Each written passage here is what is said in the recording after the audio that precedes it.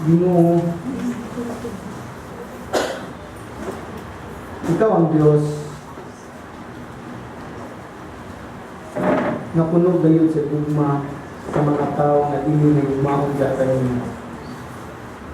Ikaw ang Diyos na puno gayud sa grasya, na kanunay di kong nagkabot sa mga kalag, Lord, na dili-dili ganahan mo. Salamat Ginoo na ikaw ang Diyos na dili gayud, Lord, na mausab ang imuhang ang kinayahan. Kung ikaw ang Diyos gayud, Lord, na ikaw, Lord, na in spite of na di ka nahinanglan kinamo, but Lord, naghimo gayud ka mga pamagi para kami maluwas sa God. Lord, you're a good God. Even from the creation, Lord, all the things you have created is very good. Lord, your mercy, mong kaluoy, imong gugma, it's the extension sa imong being good God, Lord. So, Father, we thank you and we praise you, Lord. O Ginoo, ikaw, Lord, kamagabiyog, kamagabuntaga, amahan. Himuha, Lord, ang istorya ka sa makatusad mo. Lord, pinagi sa mong pulong. O Lord, tabangi kami, pinagi sa balang espiritu. Kaya, Lord, na mag-aabli kayo sa makatusad mong kasing-kasing, muna. Lord, na kanimong pulong, O God, is pinasahi, Ginoo. Lord, nga makibaw mis kamaturan, na di mi sa mong pagkibaw sa kamaturan, Lord. Lord, among yun, Lord, tutukan, pag-ayo, among yun, Lord, lakun, pinagi sa mong balang espiritu. Lord, ikay nakibaw sa mga needs sa mga katawan, Lord. Let it be your word this morning, Lord. Will be a blessing upon them, Lord. And Lord, ang nyampo, kuna kami sa lugar sa mong balang espiritu, Lord. Kaya only the Holy Spirit is our teacher, O God. Lord, I cannot, Lord, di ko kapasabot nila, but ikaw, Lord. Just help me, O God, to proclaim your word, O God, with clarity, O Lord, with accuracy, O Lord, with your Holy Spirit, O God. So, Father, thank you so much. Whatever we achieve, Lord, sa mga nagtanta ko naman, sa imo lamang himaya, O Lord. In Jesus' name we pray. Amen and Amen. So, ano ta sa John 2, verse 23 to 25? Pali, kanilang na passage. Hindi ko nang i-exegese.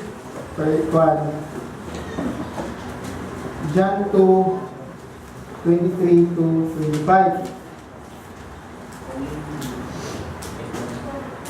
Samtang dito si Jesus sa Jerusalem, sa panahon sa pista sa paglabay sa anghel, daghan na nakita sa mga milagro nga iyang gipangkimo, o daghan kanila ang nituo kaniya.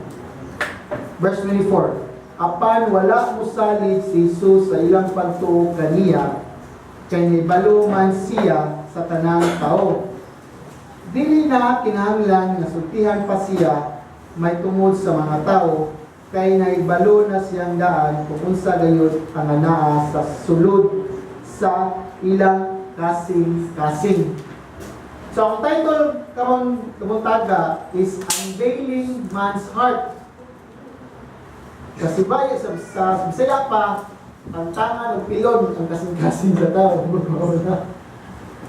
But atong i-reveal, atong ilailahon atong kasing-kasing. Okay, we need to understand, not to develop, to praise God, born again. Muna nga, ang word din nga gingon din sa verse 23 ni Juan, is daghan ang nituo kaniya. But verse 24, gingon si Jesus, gingon si Juan, na apan wala mosalig si Jesus. The same rin nga Greek word nga pisteo, nga nibay mosalig o pagtuo. Diha. Because, ang pagtuo is nagipagsalig. So, muna ang question, nga tubagon nato, nganong wa man mosalig si Kristo sa kaning mga tawhana? Kita sila sa milagro, nituo sila. So, mani siya nga, una sa tanan is ato yung susihon kaning honest na natong kasing-kasing. So, kailangan kong topic karon is sensitive to me. Diba kung ano sensitive? Kaya naman, budig up ta sa itong kasing-kasing. Unsa giday ato ang natural characteristic sa ato ang kasing-kasing. Amen? So, kaninga to, kaninga revelation is, hindi siya muhatag na to nga kanang ma-discourage or kanang tawag ni manatay paglaong. But for me is, hindi na to kailan nga una sa tanan is we cannot di takasalig sa kasing-kasing. Kaya kanang tanang butang is nagagikan sa kasing-kasing. So, kung siya nga, usa sa akong outline is, una sa tanan atong i-define ang heart. So, di ko mag-story about sa heart, about sa philosophy or sa sa science, but in a biblical way, definition sa heart. Ikaduha is, nganong man ato yung may bawaan atong heart, ang condition sa atong heart. Muna say, sa puwan ako is A is because God looks at the heart. Amen? Ang ikaduha is, atong kasing-kasing, that is the real us. Munang kita, kung sa atong heart. It means representing man himself, atong heart. Ikatulo is, kung sa magigisulti sa Ginoo may tungod sa unredeemed heart, kanang wala pa born again. Diba, nagkandata, praise God and born again. So, man siya maka-evaluate ta. O, ikaupat is, kung sa may gi-instruct sa Ginoo, gisulti sa Ginoo, nga kinahanglan para itong kasing-kasing mausap. So, man siya nga pipila ka mga outline ako, nga nga itong piyon sa karong taga. I hope nga focus man kanilang nga passage is si Kristo wala musalig sa mga ituo. So we need to understand amot 99%, 95% sa atong nasod gawas sa Muslim mutuo gyud Ginoo. Amen. So man siya nga ato gyud susihon, ato i-unveil atong heart, nga atong pagtuo pintanay ba masaligan ba ni Kristo. Amen. So man siya first is una sa tanan, di ko mag-istorya about sa kasing-kasing mga vital organ or nga ang muscle na mupump sa blood throughout the body na kung sino kabahaw yun. Hindi na akong mga istoryahan. Kung di ko concerned sa mga romantic or philosophical na literary definition sa heart. Ang una sa tanan, ang una yun akong goal din is, ay sunod is, mo-focus ko kung unsa din yung gisulti sa Biblia may tungod sa kasing-kasing. Mga pipila pa nga verses kay daghan di kay sanan. So, actually, based on study na kung nabasahan, ang Biblia nag-mention sa kasing-kasing sa tao almost 300 times. So, akong bisay 4 times yun. Kadaghan man siya balik. In essence, nga ang heart BDI is mo ang spirituhanong parte sa ato ang kinabuhi. Nga diha nagsubod ang emotions o ang tinguha sa itong kasing-kasing. Diyan nagpuyo, nag-dwell. So, man siya. In other words, ato ang kasing-kasing, nihimo siya figuratively, nga it's a hidden spring of this personal life. That is why I remember the bago kong Christian na sa Proverbs 4:23 or 22, guard your heart because it is the wellspring of life. So ba siya ang wellspring? Tabay. Tinugdan sa imong kasing-kasing, manang guard. So, may siya, diha ginailahan na to, kaya mauman na siya ang hidden. Kita mo siyang heart? Kita mo siyang heart? Di ba hidden yun, literally? So may na natutot ang heart through sa external na action. Amen? So, sa itong sulti, sa itong manahuna. So, mauni siya na usa sa mga butang because ang makapahugaw sa tao, dili ang gikan sa gawas na imong gikaon, kundi ang to, ang gikan sa sud nga imong gisulti, ingon ni Jesus Christ sa Matthew 15:19-20. Amen? So that is why di na to matago kung saan sa itong heart. Mugawas na. Diba? Mag-build up. So, number 1, ano ba this sermon ha? Biblical definition sa heart. So, nag-research ko ani biblical definition. Ngayon sa din isa, magbalik-balik ko ng istorya, center of spiritual activity and all operations of human life. Siya ang sentro sa aktibidades sa usa ka tao.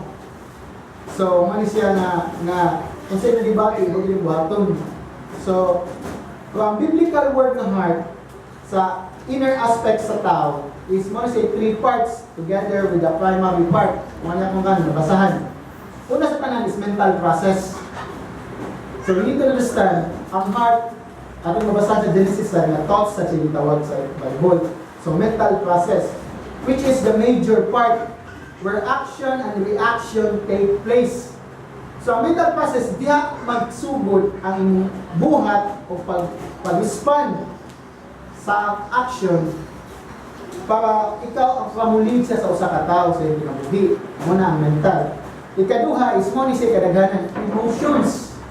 Emotion. Ano sa emotion? Ang emotion is reaction ni sa action.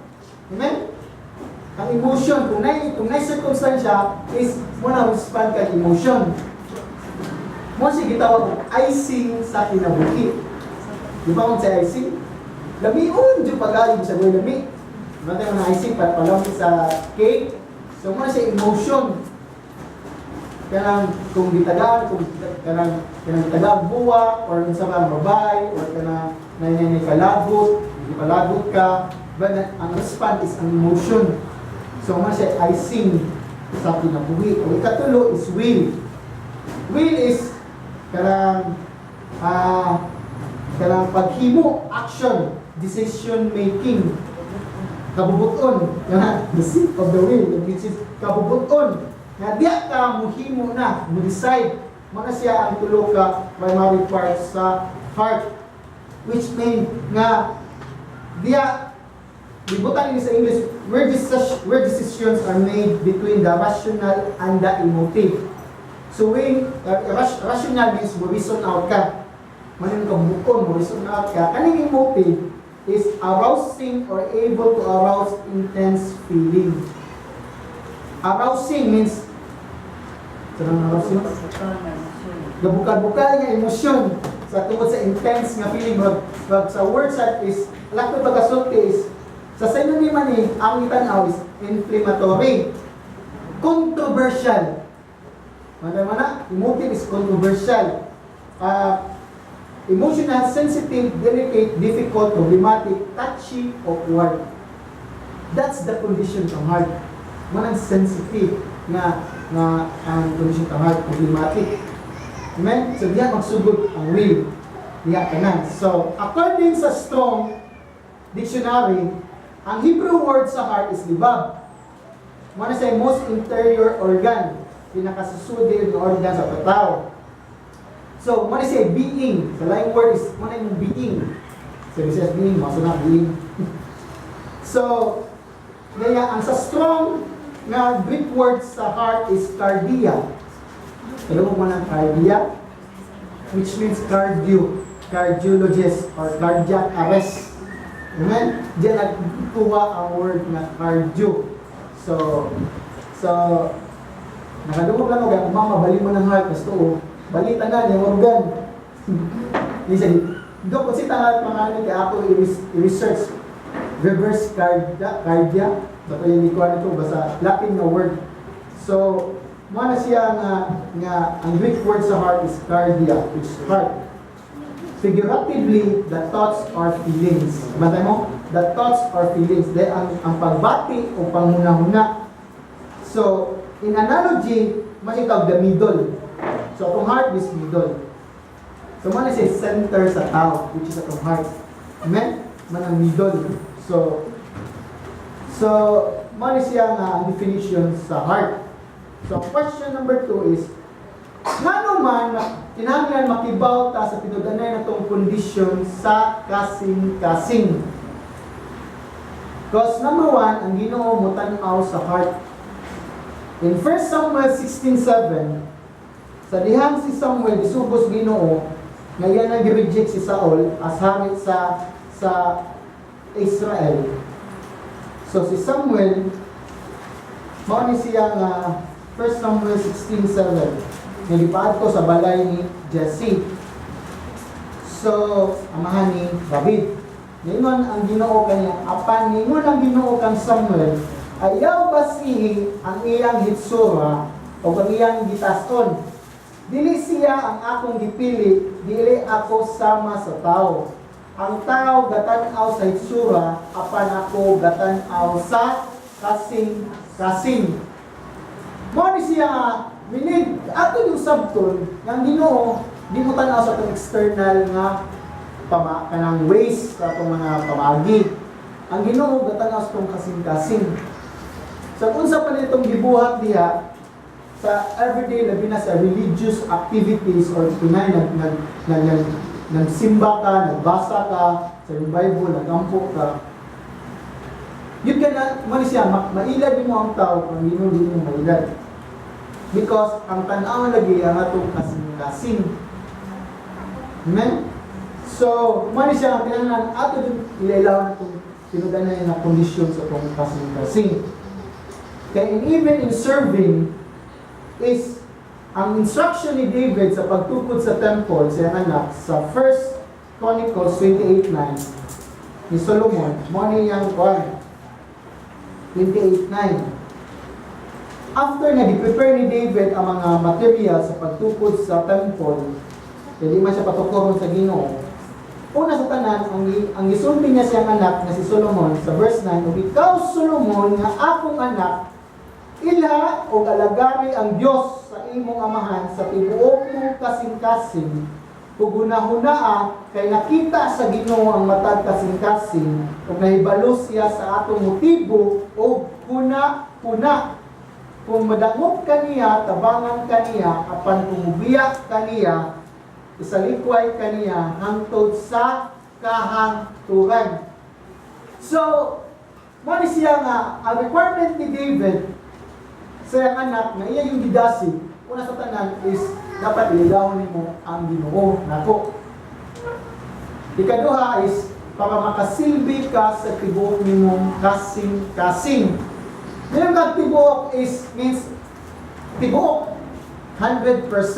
Kaya ang Ginoo is nakita sa mususi sa matag kasing-kasing o musabot sa matag plano sa atong manahuna sa atong kasing-kasing.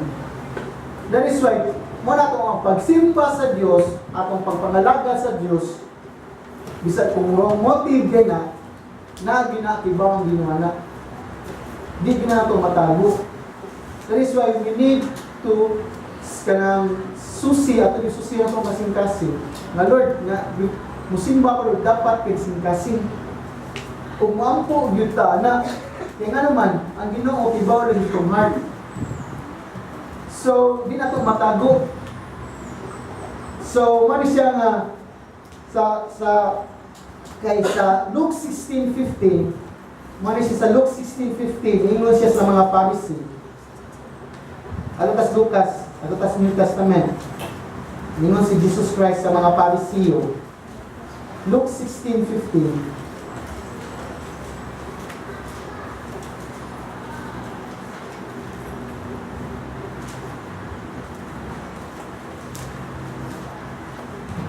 Maingon si Jesus kanila, nagpakaon-ingnon lang kamo sa mga tao nga maayo kamo, apan nahibaluan sa Dios kung unsa ang anaa sa inyong kasing-kasing. Kay gipalabi sa taong ginadumtan sa Dios. So sa English pa, and he said to them, "You are those who justify yourself before men, but God knows your heart." So, muna siya, atong mga religious activities, atong mga religyoso nga mga pamuhat, kung hindi kinakansing-kasing, kung external na, useless wala po na. Because, ang Ginoo, iba sa itong heart. Even nga yung pag-ani din is, kung atong mindset is, kanalang yung religious activity, huwag mo na-prepare, ang Ginoo, iba sa itong heart. That is why, di kita mapanalamunan. The same magyapon, ang atong week after week And we need to understand, every time na kung kinasingkasing na to, pagpangalagas dito, even sa worship, pag-awit, o sa pagpabayinaw silang pulong, actually, hindi nyo bless na to. Amen? That is why, ang important yun is, we cannot mock God. He knows our heart. We search lagi sa itong heart. Mga sinuwi sa Hebrews 4:12.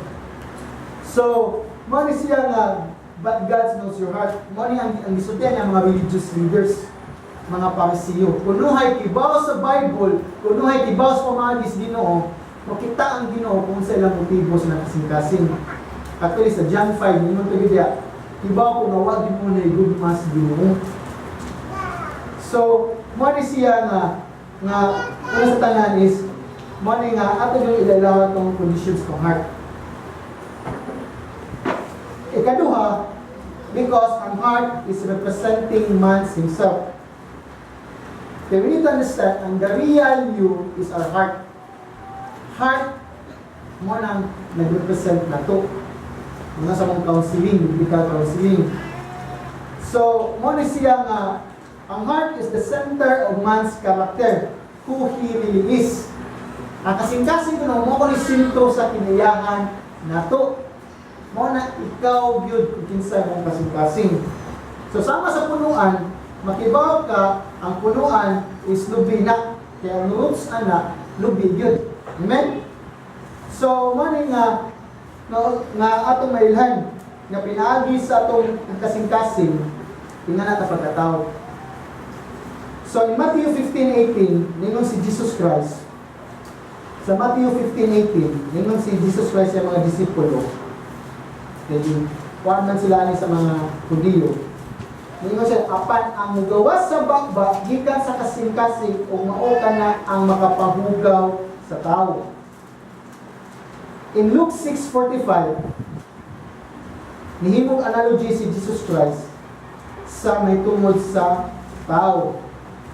Na mailhan mo ang iyang kasing-kasing. So sa Luke 6:45, ningon si Jesus Christ ini, ang tao sama niya nga, ang maayo nga tao musulti og maayo tungod kay maayo man ang iyang kasing-kasing.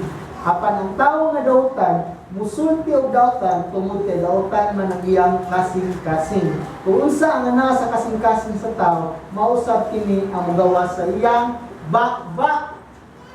Kung ang tao kusog mamalikas, kung ang tao kusog kay mo chismis, mao na siya.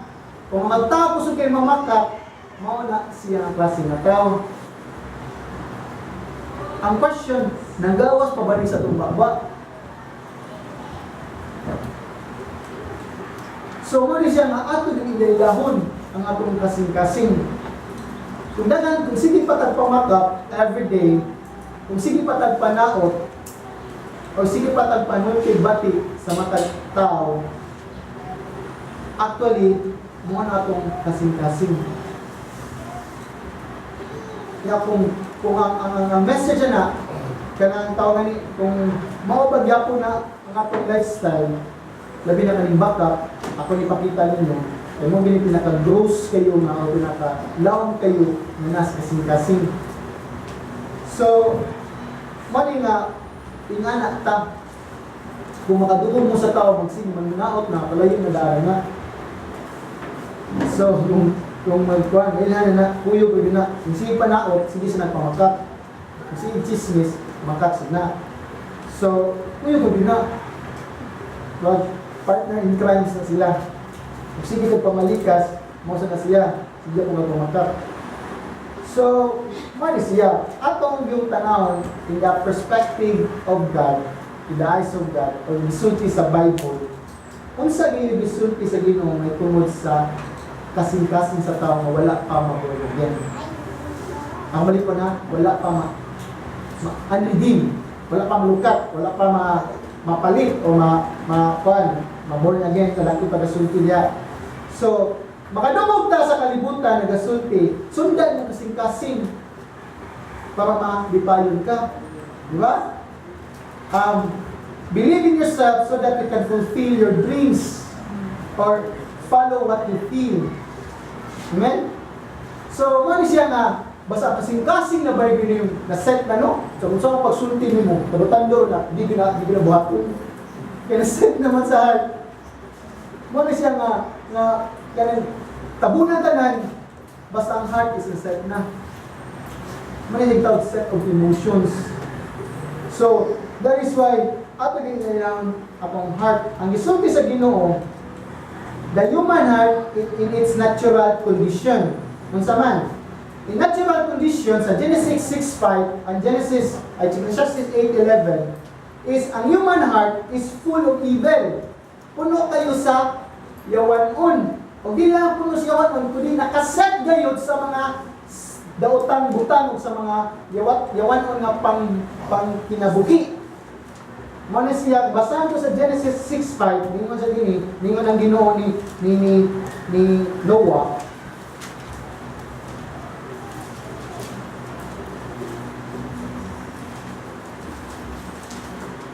Nakita sa Ginoo nga labihan na gayud ang kadautan sa mga tao sa kalibutan. O kanunay na lang sila naghuna-huna o ngilad. So, magkita ito, ang kasing-kasing kanunay na gunahuna o dautan o ngilad.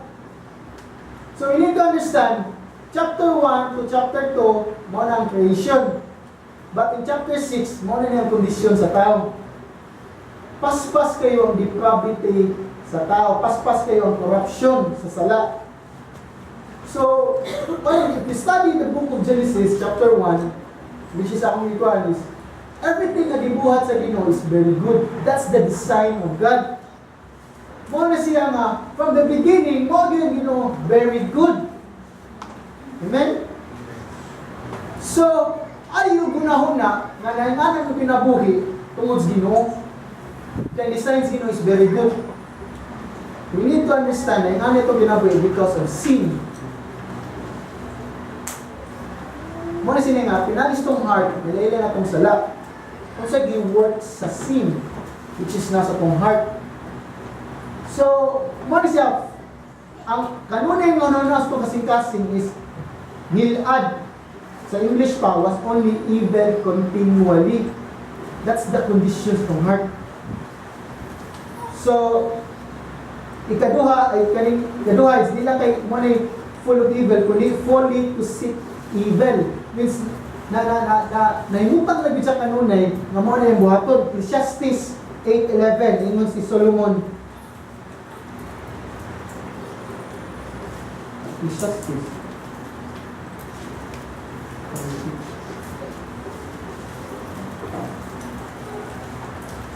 Magwawali. Ecclesiastes. Pag-ibig. Sila. Ayun, magwawali.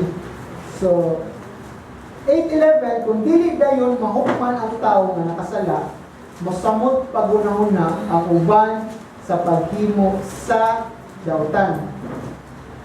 So, sa English, sa English, because the sentence against an evil deed is not executed speedily, the heart of the children of man is fully set to do evil.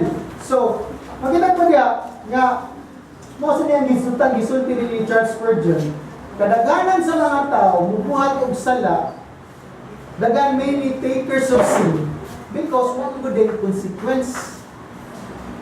Ya kung may consequence mabot, dako na mihimo og sala. Amen? So, mong gano'n na ito, mihimo ka ni sala, huwag mo may silot mabot. Magunaw na, buta ka nung na actually, mabot na itong mindset. Then, the more kung na siya, ang ato aging desires kong heart permit is nagpunto na yun sa paghimo o mga sala, mga yawan ng butang. Mo nang ginakabantay na sala na yung bihimo. So, mo na siya ang kondisyon sa itong heart. O labas sa tanan sa Proverbs 19:8, naglagot yung tagi mo, di taganagi mo. So, in Proverbs sa Panutihon, balik Panutihon 19:3,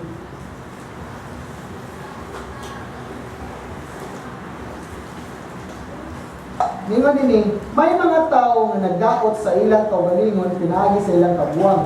Kung niya, ang ginupang ilang basulon. So, in English, a person fully leads to the ruin, yet their hearts give rage against the Lord. So, sa ilang pagbinuhat o binuang, naimitan mo silang kinabuhi, ang Ginoo pa'y basulon. Ato bang tulisupon, kung unsay may tabo sa toang kinabuhi. Amen? So, that is why, in Psalm 14:1, the fool says in his heart, there is no God. They are corrupt, they do abominable deeds, there is none who does good. So, moni ato ang condition diha sa atubangan sa Ginoo. Atong heart is dinang kay evil, labos nang di kita ganahan Ginoo. Amen? O di kita magunaw na nga na Ginoo, labos tan siya dito pasalingan kung siya matabos kung ginabuhi. Moni siya. If di na kita kakita na grasya makadadlaw, manay sayop sa mga self-righteous. Kana mga tao kunoy buutan sila na kunoy was lay gihimo nga sa ilang standard ang ilang silingan, ang isig tao nga mas buutan mo kanang tawanan. Kaya once ka na may tapos mo kinabuhi, hindi matugpahan ka ng plano, masunog ka, imo gyud tulisukon Ginoo. Ginoo nga mo gibuhat sa mong kinabuhi. Nabuutan man ko kung may di tumban-tumban ng mga tao. You need to understand, grasya ratanan. We don't deserve even in a single mercy. Because God is good, that is why we extend His goodness through mercy, through grace. Amen? So, mani ato ang kondisyon. O mani siya ang lastly, na aking napangan is sa Jeremiah 79. At pas Jeremiah 79. Ang Jeremiah 79, isulti si Jeremiah din ang kondisyon sa pang heart. Ngayon sa din na labihan gayud ka malimbungon ang kasing-kasing sa tao kung walay makatupong ini.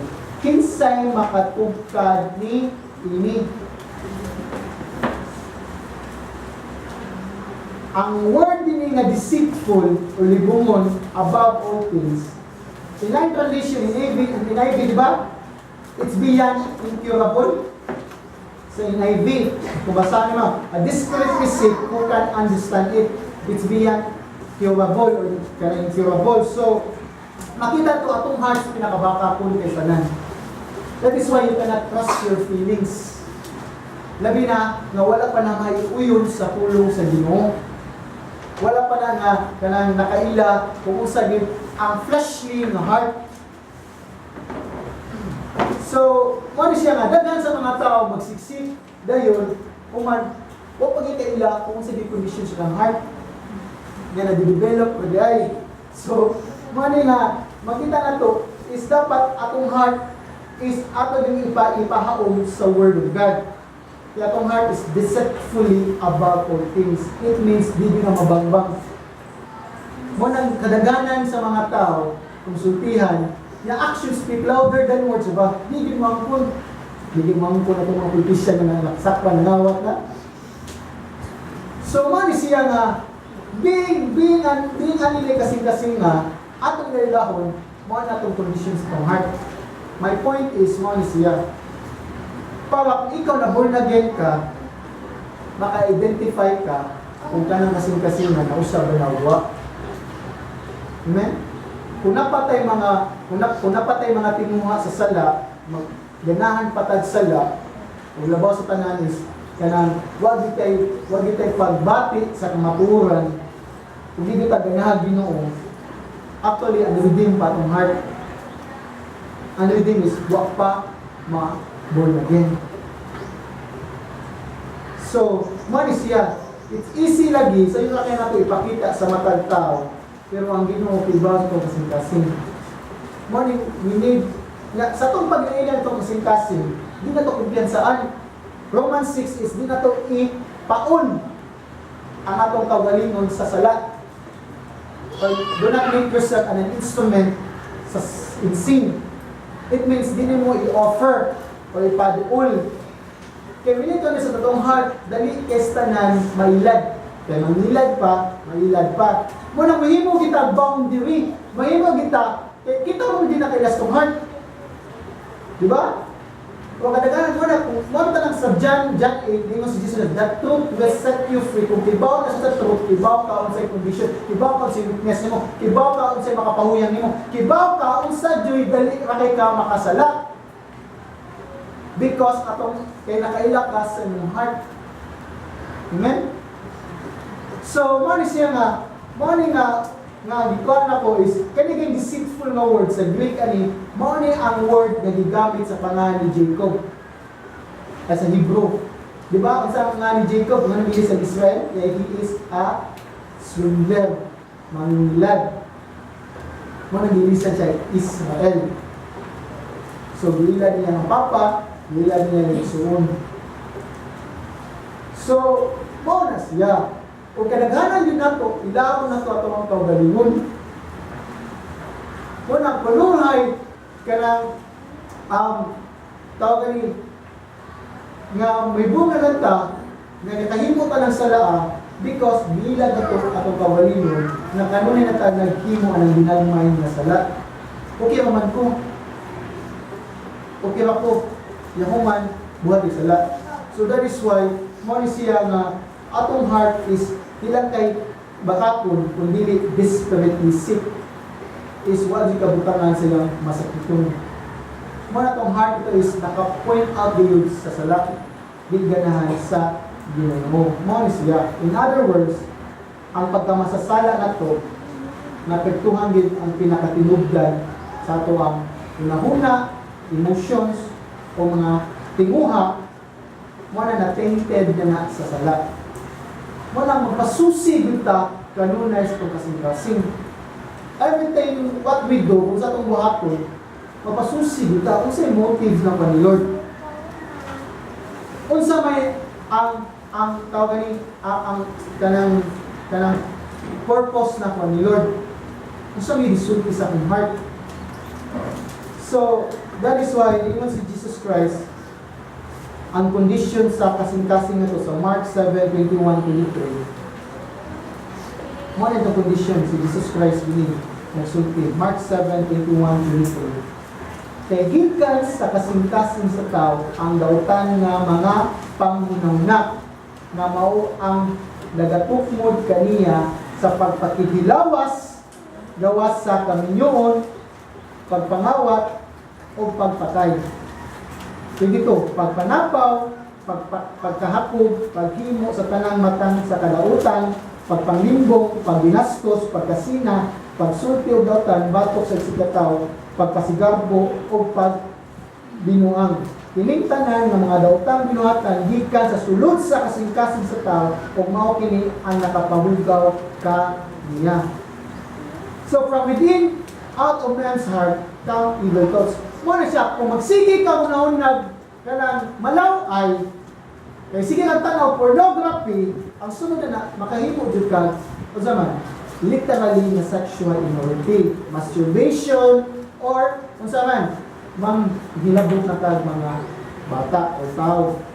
Because ang mind from the heart is hugaw naman. Muna din na, kung kanang salaan na balik-balik na, muna na sa mong heart. Kung nakahimo ka, mukhang daghan ng mga pastor, daghan ko na nagkakumit o adultery. So, yun lang iba sa Ginoo nga, Lord, ay pabtak ko na, strike me sa lightning. Kaysa makahimo ka na, hindi no, hindi sa dangerous calling lang, nasa libro, mga pastor sila, theological lagi pero grabe ilang immorality. That is why, bugard jud ko sa akong self by God's grace. I will not engage istorya sa mga babae na okay lang, nga, kanista istorya lang. Kaya dali na kinaka-draw sa heart.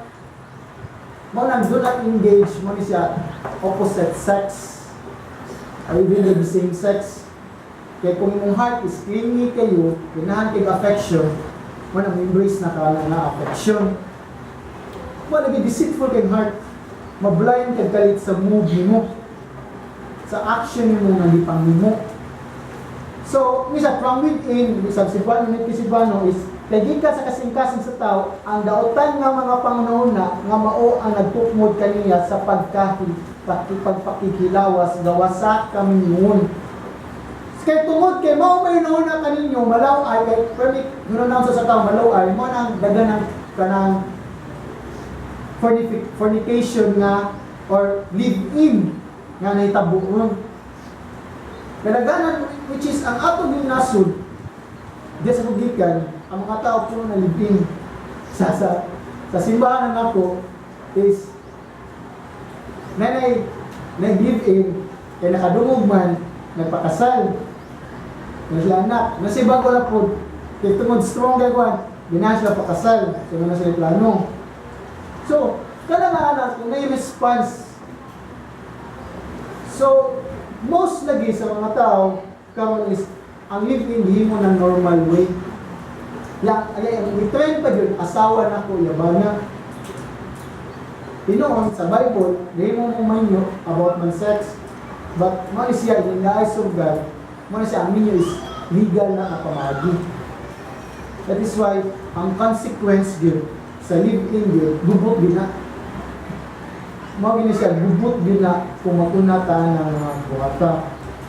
So sexual immorality, pagpangawat, pagpatay, pagpanapaw o kanang pagkahakog which is greed. Mo na siya suyaon ka, kung siya suyaon ka pagkahakog na niya paghimo sa tanang matang sa kadautan. Sabanda mo? Paghimo sa tanang matang na pagkadautan. That's the conditions of the heart ni si Jesus Christ. That is why pag imo na ni sa Janto nga nituo sila dayon ni si Kristo kinami si milagro, si Kristo wala niya bisalik. Kaya ano man, kaya ang true nga pagtuo ang gisulti sa Biblia is mao ni siya nga kinahanglan ang atong heart is ma-regenerate. What is regenerate? Matutulikan ka, ma-born again. Amen? So, mo na say true nga pagtuo. True faith is comes from born again. So, that is why nga in order ang usa ka tawo maluwas, kinahanglan ang iyang heart una sa tanan ma-change. That is why matawag man tag religion, but in the individual walk na to, it's a relationship. Kaya religion, it's external nga pagtuo nga makita kung ano yung nagkahimo. Ang born again, it's a heart change. Muna siya nga, pinangan usbon ang atong soul para mo-follow ang gawas. Kaya kung gawas imong usbon, dayon, di ka na mo-follow ang soul. Mapulaan baka kapuyan baka kaya na naman hipokrito mo na kapoy man ang actors guild, di ba? Mag-actor ka, kapuyan mo ka. Di man awa man siya consistency. Pag di ka consistent ka na, give up ka na kaya yung sudwa mo sa. So, nanglan ang ato ginipaot ang tao nga maluwas dapat usbon niya ang iyang kasing-kasing. O may tabo lamang ni, manina mo, pinagi sa gahom sa Dios. Mo nang nakay pagtuo sa Ginoo kay na born again na ka. That's the process of regeneration. Means ni-response kag faith because there's na-regenerate na ka. Di kay nituo ka mo na born again ka. Kundi nituo ka kay na born again na ka. That's the mo ni siya makita mo ang John 2 verse 23 to 25. Mo gid ang John 3 ang sunod niya si Nicodemus o si Jesus Christ. Nagdinas ni Nicodemus, you cannot see the kingdom of God unless you are born again. So mo ni siya na kinahanglan buhaton sa usa ka tawo na nay tinudanay nga pagtuo ni Kristo, kinahanglan mataw pag-usab. That is why gisumpay ra ni John. So, kay with the heart, kay pinaagi sa imong kasing-kasing nga nituo, mo nang mahimo kang matarong. Romans 10:10. Diba? If you confess in your mouth that Jesus is Lord and believe in your heart. Diba? So, mo ni siya, daghan kay musulti ni tuo ko. Ang question mo ba na gisulti sa imong heart? Amen? Kaya kung mo na gisulti sa imong heart, magpalayo ka sa sala o di ka ganag sala o willing ka mo submit sa Lordship ni Jesus Christ. Di na ikay magbuot sa kagalingon, di na ikay magbuot kung unsay kabubuton nimo kundi ang kabubuton nas Ginoo. O willing kang mugutro o obey sa mando sa Ginoo pinagi sa iyang ulong. That's the true born again nga heart. Even though lisod, pero mo ni siya musabnit ya uga. Mana believe in your heart that that God raised him from the dead. Heart is the real na ato ang ipa-born again. Mo nang dagan sa mga Christian, dugay nga born again, wag po ma-change. Na-change siya kung asa sila manimba, kung kasing-kasing mo ma-change. From an external way, ang mga action mo ma-change because ang heart mo. So, kaya si Mansia, Ezekiel 36:26. Ningon si Ezekiel 36:26. Mo nang mingon ko nga ma-born again. Kaya every time nga isulti din sa Old Testament nga tagaan new heart, nagikalabutan sa spirit. Ezekiel 36:26, ningon si Ezekiel is hatagan ko ka kung bagong kasing-kasing o bagong espiritu. Kabantay mo? Lihatag yung bagong kasing-kasing na ginay bagong espiritu. At ito na Ezekiel 11:19. 11:19.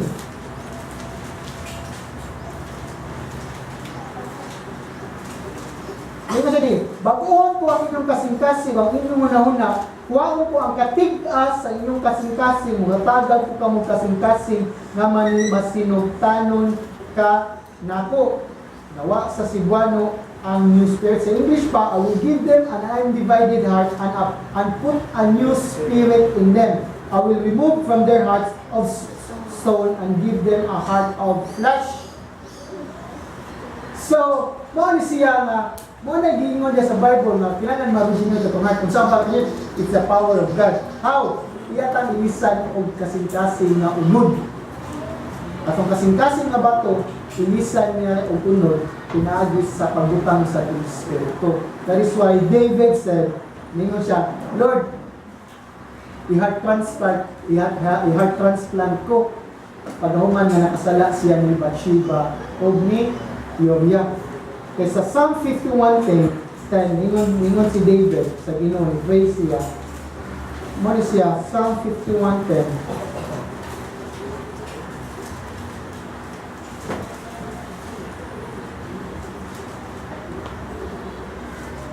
Himuang hinlo ang akong kasing-kasing o Diyos, o gatali ako bagong masinungtanong espiritu. In English, create in me a clean heart. Means create in me, means buhati ko bagong kasing-kasing na limpyo o i-renew ang akong right spirit within me. Kabantay mo, pagbutang sa bagong kanang kasing-kasing, nabi na lauban spirit. That is why, atong heart ma-change lamang kung natay spirito sa Ginoo. Amen? Yan, mahita po na lang na natay spirito sa Ginoo kung ma-born again ka. So, mali siya nga si Jesus Christ sa John 3 na you cannot see the kingdom of God unless you are born again. Kung makita niyo si Nicodemus na sila knowledge ni Jesus Christ, nito siya nga si Jesus Christ gikan sa langit, gipadas Ginoo kay pinagi sa milagro. Kung wala nag-apas si Jesus Christ sa imong pinaadman na nakailakas Ginoo, na naka-knowledge, ang giapas sa Ginoo is dapat ma-born again ka. Amen? Kaya even ang demonyo sa James 2:19 kailag Ginoo. Ang question, na-regenerate ba itong heart? Muna technical term sa born again. Nabay sa convert nga nahitabo sa itong pinabuhi. So, mali siya nga ningon si Jesus Christ sa John